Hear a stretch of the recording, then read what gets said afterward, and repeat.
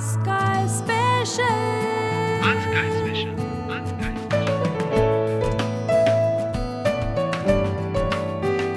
आज काय स्पेशल.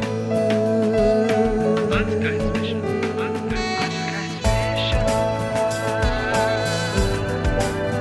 आज काय स्पेशल.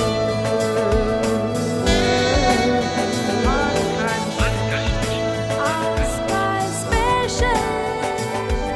आज काय स्पेशल.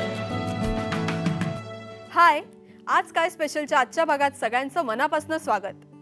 दामिनी ते बंध रेशमाचे अशा अनेक सिरियल्समध्ये कधी खाष्ट, कधी प्रेमळ, कधी शिस्तबद्ध पण आईचे रोल केलेली स्मृती पाटकर आज आपल्याबरोबर गप्पा मारायला आली आहे. हाय स्मृतीताई. Hi, welcome to the show. Thank you.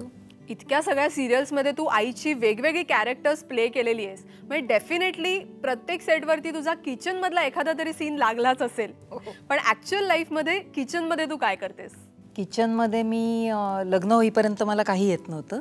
लग्नानंतर सगळं शिकले मी, म्हणजे रोजच्या जेवणापासून उपवासाचे पदार्थ असू दे, दिवाळीचा फराळ असू दे, अगदी आईस्क्रीम सकट सगळं मी घरात करत होते. बरं. पण हे 2 वर्षापूर्वीपर्यंत. अच्छा. कारण 2 वर्षापूर्वी माझी एकुलती एक मुलगी डेंग्यूने गेली आणि त्याच्यानंतर लगेच 1.5 महिन्यात तिचे बाबा गेले. त्याच्यामुळे आता मी एकटी असल्यामुळे आता काय करणार आणि काय खाणार असं थोडासा आळस होतो. पण एक बंध रेशमाचे सिरियल जी मी करत होते त्या सेटवर ते मुलगे कधीतरी मालवणी हॉटेलमधनं जेवण मागवायचे आणि स्मृतीताई खा ना म्हणून. तर मला ते क्यू यायची त्यांची. म्हटलं अरे तर का असं करतेस? तर म्हटलं नाही, माझी मुलगी सांगायची की मालवणी हॉटेलमध्ये सगळं जेवण चांगलं करतात आई, पण तुझ्यासारखी आमटी नाही ते करू शकत. बरं. मग त्या मुलांनी हट्ट केला की मग आम्हाला पण हवी ना आमटी. मग मी म्हटलं अरे बापरे, आता मार्केटिंग बाबा करायचे तिचे आणि जेवण मी करत होते आणि किचनमध्ये जातच नव्हते मी, कारण ते सगळं ती ब्राउनीपासून तिला स्वतःला जेवणाची खूप आवड होती.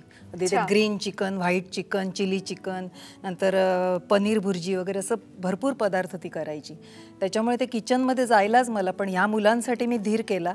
आणि दुसरी एक भावना होती की ते आमचे 4ही मुलगे मुंबई बाहेरचे होते, नागपूर, सोलापूर, कोल्हापूर आणि पुणे, अशा 4 ठिकाणचे ते 4. तर एक माझी भावना होती की हे आईपासून स्वतःच्या लांब राहतात. तर त्या कौतुकाने मग मी माझ्या कोळीण जी होती तिला फोन केला. तिला म्हटलं मला कोलंबी घरी आणून द्या आणि आमटी आणि सोलकडी करून नेली. वाव.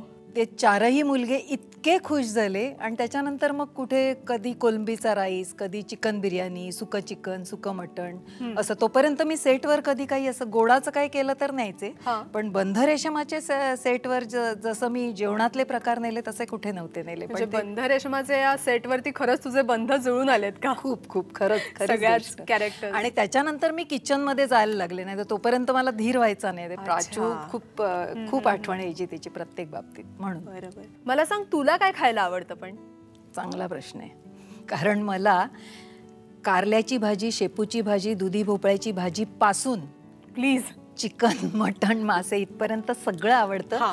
पिझ्झा, बर्गर, दुसरं काय, आईस्क्रीम, चॉकलेट, पेस्ट्री सगळं आवडतं. मला काहीच आवडत नाही असं नाही. फक्त क्वांटिटी मला एका वेळेला जास्ती नाही खाता येत, बाकी सगळं आवडतं मला. थोडं थोडं असं. फक्त प्रॉब्लेम असा आहे की मी मूळची सावंतवाडीची आहे. त्याच्यामुळे मुंबईत आले तेव्हा मासे, म्हणजे मी लहानपणीच आले मुंबईत, त्यावेळेला मला कळायचं नाही की इकडे प्रिपरेशन सेम आहे, सगळं आहे, मग मासे मला खायला का नाही आवडत. मग नंतर माझ्या लक्षात आलं की इकडे बर्फातले मासे खातात ना, सावंतवाडीत बर्फातले मासे हे कन्सेप्टच नव्हतं आमच्याकडे. त्याच्यामुळे तो थोडा प्रॉब्लेम. आणि दुसरं म्हणजे नॉन मराठी माशांचे प्रकार नाही मी खाऊ शकत. चिकन, मटण खाऊ शकते, मराठी कुठलाही प्रकार चालतो, पण मासे नाही. आणि मालवणी स्टाईलच्या हॉटेलचं म्हणशील तर मालवणी स्टाईलच्या हॉटेलमध्ये मी मासे खाऊ शकते. बाकी हायफाय हॉटेलमध्ये मी ट्राय केलं बरेचदा, अक्षरशः फसवतात, म्हणजे वाईट वाटतं. काय म्हणतेस? हो, कारण ते काय फुल पॉम्फ्रेट, ग्रिल पॉम्फ्रेट काहीतरी सिझलर वगैरे मागवले होते. मी एक घास सुद्धा खाऊ नाही शकले. मग ते अक्षरशः बर्फातले मासे हे समजू शकते मी एका वेळेला, पण ते खराब झालेलं, बर्फातले मासे, पण ते खराब झालेलं होतं पापलेट. आणि कसं काय लोक ते म्हणजे मिटक्या मारत खातात, दया येते मला. पण असं कधी झालंय का की दुसऱ्यांकडनं तुझी फजिती झालीये खाण्यापिण्याच्या बाबतीत? एक किस्सा सांगेन मी. सावंतवाडीलाच गेले होते बऱ्याच वर्षांनी. तर माझ्या बहिणी मला घेऊन गेल्या की अगं तुझी ती जुनी शाळेतली मैत्रीण आहे ना 4थी पर्यंतची, तिच्या घरी जाऊया म्हणून. म्हटलं चल जाऊया. आणि तिच्या घरी आम्ही गेलो आणि ती म्हणाली अगं खरवस खाशील? मी फक्त आनंदाने उड्या मारायची बाकी होती, कारण खरवस पण मला प्रचंड आवडतं. जसं मी म्हटलं की मला ईच अँड एव्हरी गोष्ट आवडते, म्हणून मी अगदी म्हटलं भरपूर द्या. वाटीत तिने भरपूर असा खरवस प्रकार आणून दिला. मी पहिलाच घास घेतला, फक्त बहिणीकडे असं बघितलं की आता मी काय करू, कारण ते इतकं भयंकर काहीतरी केलं होतं तिने खरवस या नावाखाली. काय केलं होतं माहित नाही मला. चव तरी गोडच होती ना, पण काय विचित्रच चव होती. म्हणजे मला तो संपवला मी, कारण मी इतक्या आवडीने तिला सांगितलं होतं जास्त दे, मी खाणारच वगैरे. कसा बसा तो संपवला. पण इकडेच मजा असते ना, एकतर आपली जवळची मैत्रीण ती आपल्याला आग्रहाने प्रेमाने खाऊ घालते, मग अशा वेळेस रिॲक्ट करणं अवघड होतं. तू कसं काय रिॲक्ट? तेव्हा ऍक्टिंग कामाला आली. ऍक्टिंगचा उपयोग झाला, कारण ती एकतर बिचारी अगदी लहानपणीची मैत्रीण आणि आत्ता भेटली होती, त्याच्यामुळे मला सांगताही येईना तिला. म्हणजे मध्ये संपर्क तुटल्यामुळे तसं काही बोलताही येईना आणि काय नाही, संपवला तो. परत म्हटलं आता कोणाकडे जाऊन आधी थोडा दे म्हणून सांगायचं, मग आवडलं तर जास्त मागायचा. Okay okay, thanks a lot स्मृतीताई. आपण असं एकत्र फार काम केलं नाहीये, पण तरी सुद्धा आपली मैत्री इतकी छान जमली आणि तेवढ्या माझ्या आग्रहाखातर तू या आमच्या कार्यक्रमात आलीस, त्याबद्दल सुद्धा थँक्स. मी पण साम टीव्हीचे अगदी मनापासून आभार मानते की मला त्याने इकडे बोलावलं. थँक्यू. इतक्या मस्त गप्पांनंतर आता वेळ झाली आहे छोट्याशा ब्रेकची. कुठेही जाऊ नका, पाहत रहा आज काय स्पेशल. गुजराती लोक म्हणजे ना खाण्यापिण्यात अगदी माहीर असतात, आणि त्या लोकांचा एक अतिशय आवडता मिठाईचा पदार्थ म्हणजे मोहनथाळ.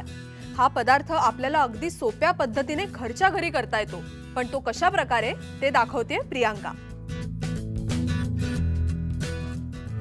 आज काय स्पेशल.